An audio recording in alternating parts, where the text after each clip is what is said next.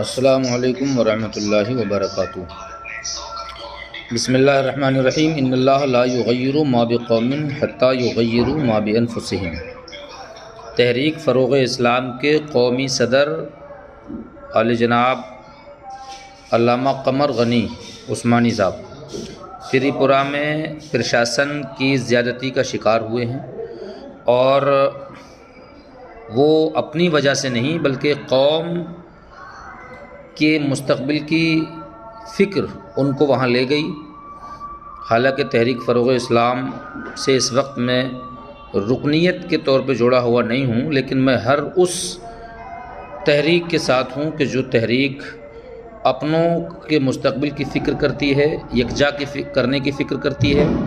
اس لیے میں عالم اسلام کے تمام علماء اور مشائخ اور خصوصاً ہندوستان کے اور ہندوستان میں خصوصاً خواص اہل سنت سے گزارش کروں گا کہ بھائیو، شخصیت پرستی چھوڑو۔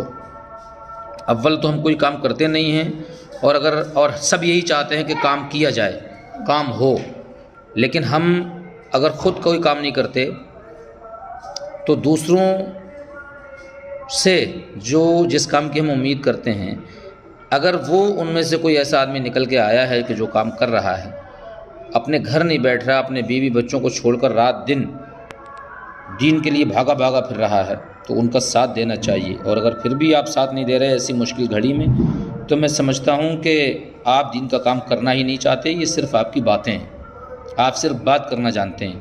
اس لیے یاد رکھو، تیرے قتل پہ میں چپ تھا، میرا نمبر اب آیا، میرے قتل پہ آپ بھی چپ ہیں، اگلا نمبر آپ کا ہے۔ اس لیے میرے بھائیوں، باری باری سب نشانے پہ لے لیے جائیں گے۔ آواز اٹھاؤ، قمر غنی عثمانی کے لیے نہیں، اپنی قوم کے مستقبل کے لیے، تحفظ ناموس رسالت کے لیے، اللہ کے دین کی سربلندی کے لیے۔ اور اگر آپ میں پھر بھی جو ہے آواز اٹھانے کی ہمت نہیں ہے، تو پھر آپ اپنے آپ کو مسلمان کہلانا چھوڑ دو۔ اس لیے کہ مسلمان وہی ہے کہ اگر دنیا کے کسی بھی کونے پہ دوسرا مسلمان پریشان ہو تو اس کی پریشانی آپ کو اگر محسوس ہو رہی ہے تو یہ آپ کے مسلمان ہونے کا ثبوت ہے۔ ورنہ شراب اور کباب میں کس حد تک ڈوبی ہوئی ہے قوم، یہ روز روشن کی طرح آیا ہے، کسی تعارف کی محتاج نہیں ہے یہ بات۔ اس لیے میرے بھائیوں، ایک پلیٹ فارم پہ آ جاؤ